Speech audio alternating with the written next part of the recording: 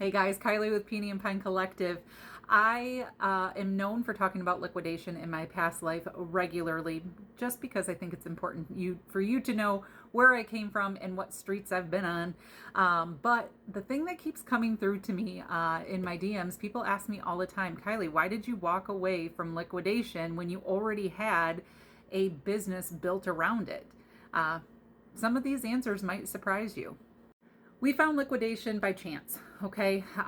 We knew some stores were doing it. We had a couple little mom and pop shops that were doing it around us. And then we ended up finding a few places that sold mystery boxes, pallets, that sort of thing. So we jumped in the car and we signed with the devil. No, I'm kidding. We bought our first two mystery coffin boxes, Amazon mystery coffin boxes. They were 2 for $75. We opened them up in the truck and we were so pumped. How much of it was stuff that we could use here? How much could we use as gifts? That sort of thing. So we were very, very quickly hook, line, and sinker into liquidation. And once you get that taste of crazy, you're in. You're in. So we ended up, after our first few, we ended up starting up a Facebook group. We said, hey, let's do it. We know people, everybody loves a good deal. Let's see what we can do. And it exploded to the point where we were like, all right, we're doing a brick and mortar store. So we would do what were called claim sales on our Facebook group. And then we moved to a brick and mortar store. That lasted for about 2 years. Because if you've been in liquidation or you've shopped liquidation, the biggest thing is volume. Okay. You have got to push the volume through to recoup and do. So we got our first truckload when we opened up our store, and that was about $10,000 to get a truckload in. That's a lot of money. We were actually very happy with the quality. It was Target, all those great things. So we set the store front. That's what we did. But hard challenge when you have a storefront is every person who walks in your door wants something new. So in order to turn and burn, really a storefront was tough. It was tough. So we ended up doing what we called Vibe on Live on Wednesday nights, which was just a live sale. So new stuff that came in, we offered it to our Facebook group members first on Vibe on Live, and then it went into the store is kind of how we worked that. That was honestly our most successful out of any kind of foot traffic that we could have. So as that was building, Whatnot came in, and I remember saying, oh my God, no way. Like, this is enough for me to handle. I can't do it all. But guess who ends up doing it all? Me. So we ended up starting a Whatnot channel, and it was a lot of fun. We did that for quite a while. We ended up shutting down hours and days in our store so I could do Whatnot all day long. I had a 12-hour Whatnot show one day. That was an absolute riot. But again, it was thousands and thousands and thousands of dollars in order to get new inventory in. And if you couldn't recoup that, plus meet your overhead, plus all the life of owning a business, it just was tough. So we built the entire business model around volume, especially with Whatnot coming into play. It was solely volume. That was the only way I could push that much out quick enough. Didn't mean we were profitable. Volume doesn't equal profit, but you think bigger inventory means bigger success. But what nobody really talks about is whether you're getting in small lots of pallets, 4 or 6, or a whole truckload, the mountain of inventory that doesn't sell, the low average sale price, tiny profit margins, constant packing, feeling like a hamster on a wheel, and selling hundreds of items just to try to make decent money, especially on the Whatnot structure, okay? The biggest misconception with liquidation is you buy pallets, everything must cost you a nickel. You buy pallets, you must have got that for less than $1. No, and no. If you are buying clothing, let me just bring in baby, and I'll tell you why I got in where the baby knowledge comes from. Let's just say you buy baby clothing, okay? Back in the day, you used to be able to pay around $1.25, $1.30, maybe $1.40 an item, okay? That was usually your sales cost. or your cost of goods. Now, today, baby is going anywhere from $230 to $275. I've seen it as high as $290 an item. Okay, so there's some perspective on that. When we were purchasing, we were purchasing health and beauty, we were purchasing general merchandise. They start their auctions off at a certain percentage of the total retail value of the inventory. So as you're watching, there's thousands of places to buy them. You can buy them locally from a local, pallet dealer. Hey, careful. A local pallet dealer. You can purchase them online, whatever it may be. A lot of places are an auction style website. So you're bidding and you're watching that price or your cost of goods go up. So you were in a constant battle trying to get inventory. And you were constantly watching that profit margin. You were constantly trying to figure out, okay, if I buy it for this amount, what would I start my whatnot auction off at? That sort of mentality, right? So when you are looking at that information, especially going into the whatnot business structure, it is a lot different than a retail store. Our retail store was 50 to 70% off of retail. That's how we ran our pricing. So every item got looked up. We knew exactly what the retail was at the local Target, and then we would do 50 to 75% off of that price and sell it in store that way. Do you know how many people came into the store of brand new inventory? Literally brand new. Back in the day, your entire truckload looked like it should have been shipped to Target and it was shipped to you instead, right? Now the quality, and I'll get into this as well, the quality has gone down tremendously on what you receive in with Target. So anyway, you're paying higher and your quality got lower. That's because it was, supply and demand. Everybody got into it. So it is, again, whether we were doing it in a storefront, that was not enough volume to make everything happen. So we turned to Whatnot, which was completely built around volume and thought to be successful until you got off the hamster wheel for a second and said, whoa, something's not, hold up here. So as a reminder, I took a little hiatus in 2024. Nope, in 2025. 2025, I want to say not even 6 months of being in the real world, and I was back into it. So why I jumped into the real world is I needed a break. I needed to feel a little bit of a safety security blanket.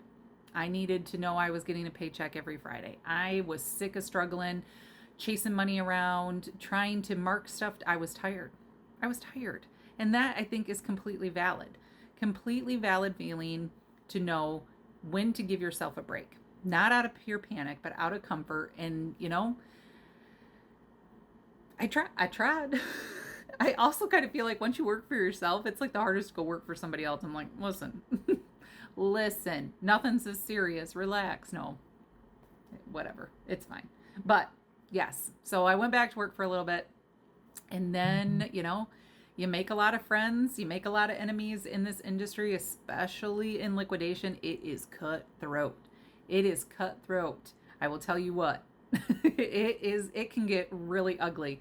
However, when I started my business was built around how do I help others? How do I help other resellers? How do I help? I've always loved that part. How do I help? What do you need? Do you need a case pack of this? I'll sell it to you. What do you need? So that's just kind of how it was. And then I was able to partner up with a liquidation friend. And sometimes it doesn't work out. So I'm a true believer, do your own thing. Jumped into a partnership that, got back into liquidation, had 2 warehouses, different sides of the state, all the things. And, sometimes it just needs to stay a friendship and not a business relationship. So at the end of 2025, I knew it was time for me to hit the road.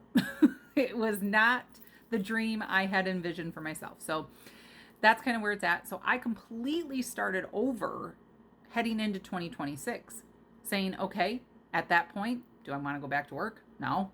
No, I know I don't want to make it in the real world. I know I can work just as hard for myself as I can for anybody else. So, no. I took a step back and looked at the entire business differently. I looked at all we've known as liquidation. In my previous reselling life, I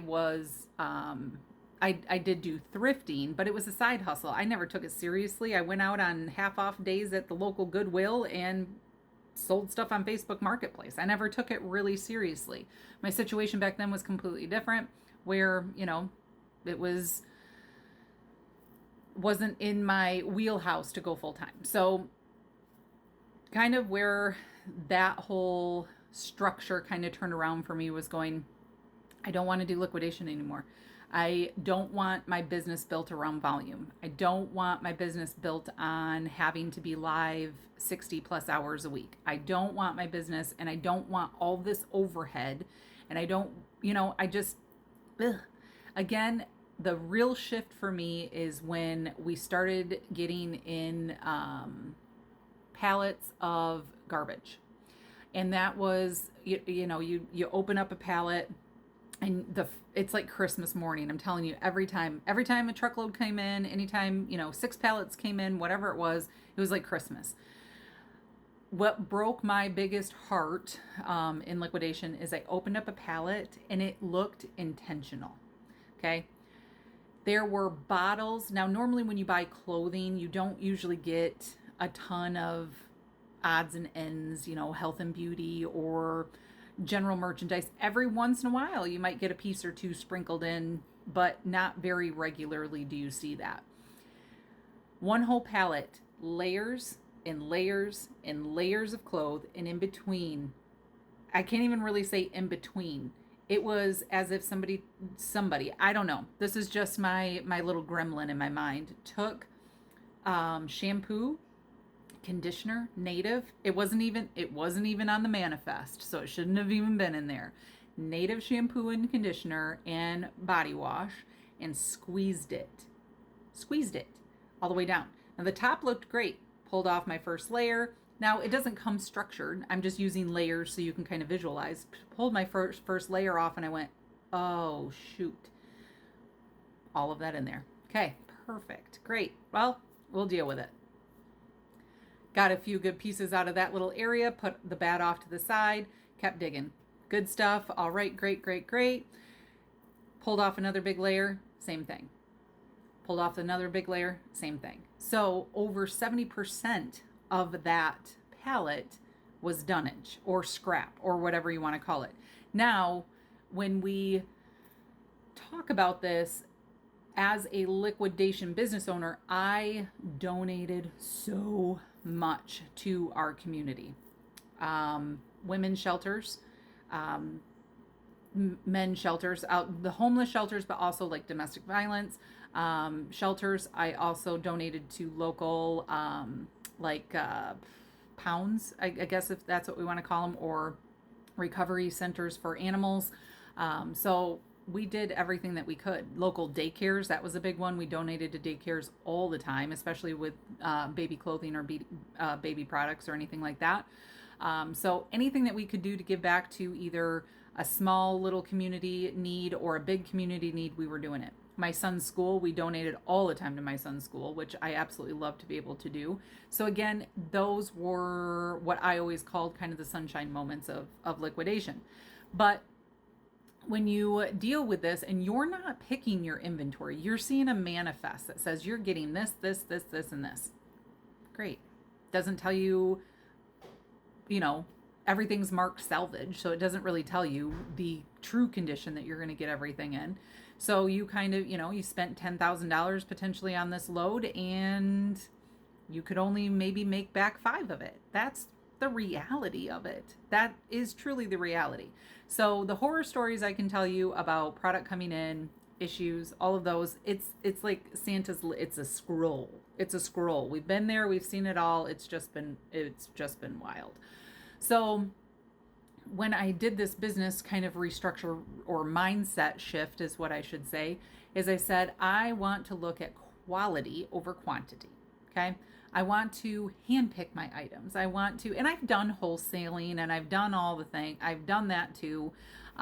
So I don't want volume. I want quality. So that kind of was my perspective switch. Is number one, we've always known liquidation, but that doesn't mean that's where I need to stay. Just because I know it like the back of my hand doesn't mean that that needs to be my journey. I want to do my own thing. And thrifting honestly has always been my favorite thing. You're always on the hunt for unique pieces. You're always looking at your profit margins, but it's a heck of a lot better than where I was before. Fewer listings for more value. You've got more creativity you can dive into, and every item having a story versus, oh, do you need this one? I have 7,000 of them, but I'm not going to tell you that because I'm hoping my bids get high enough so I can actually buy another truckload or pay the bills this week or pay my labor this week or whatever. That almost was, it was robbed from me in liquidation, was being able to have that lane to be in and know that people that purchase from me aren't just buying run-of-the-mill things, and people that purchase from me are getting unique pieces that they couldn't live without, and that sort of thing. I mean, I can buy something for $6 and sell it for $45. Now, not in liquidation, and especially on Whatnot. It didn't matter if we were doing, let's do health and beauty, if we were doing clothing, whatever. We had 3 channels during that time. So we had one Premier Shop channel, then we had, with 50,000 followers or whatever it was, and then we had 2 smaller channels. So Peony and Pines Whatnot channel is my own channel, and that's my baby.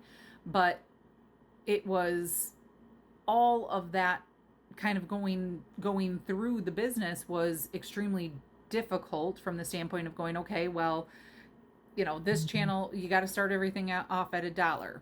Great. Well, this item sold for, never forget, I was doing a Disney show one time, and at the very middle of the show, it was a late night show too, and it was like a little bib overall dress, little Minnie Mouse bib overall dress, went for $45. And I was like, what just happened? First, I thought it was a scam. Then I saw who won it, and I was like, no, that's not a scam. But that's great. I loved that moment, but it made up for everything that sold below what I needed it to sell for. If you're not looking at those numbers, how are you running your business? You got to, right? So it was just that constant struggle where now, where I'm at in the curated thrifting life, you are in full control. You are in full control. So whether it's on live selling on Whatnot or if it's static selling, you're in full control, my friends. I'm in full control of how much I buy. I'm in full control of how much I buy it for, the volume, the season, all of that. So, it was a again, a mindset perception change. No, that's not the word I'm looking for. It's a mindset change where I can buy something for $6 and sell it for $45. Or what I used to do is I used to sell 5 liquidation items just to make profit, just to make a profit. That's the dark side of it. That's what it is. So I'll leave you with this kind of thought process. I want to give you, I'm sprinkling all the reseller dust on you. Give yourself permission to change. Sometimes we stay in a business model or a business structure because we've already put so much into it. Blood, sweat, and tears, money, time. We've already invested all of that time into building that business structure.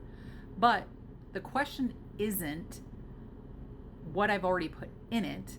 The question is, what kind of business do I actually want to wake up and run every day? And that's something only you can answer. Nobody else's journey can answer that. Only you can answer that. So I just want you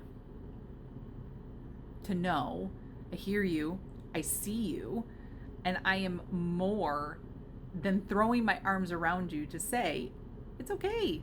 It's okay. Change is hard. Change is hard in normal life, let alone when you're trying to run your own business. Don't be afraid to change. Give yourself permission to change, to rest, to regroup, to vent, to cry, and to celebrate. That's what we need to do. So, hopefully this answered some of your questions. Otherwise, it was just another Kylie ramble. What else? That's like what I'm good at. So thank you for taking the time with me today. I appreciate you, and I'll see you on the next one.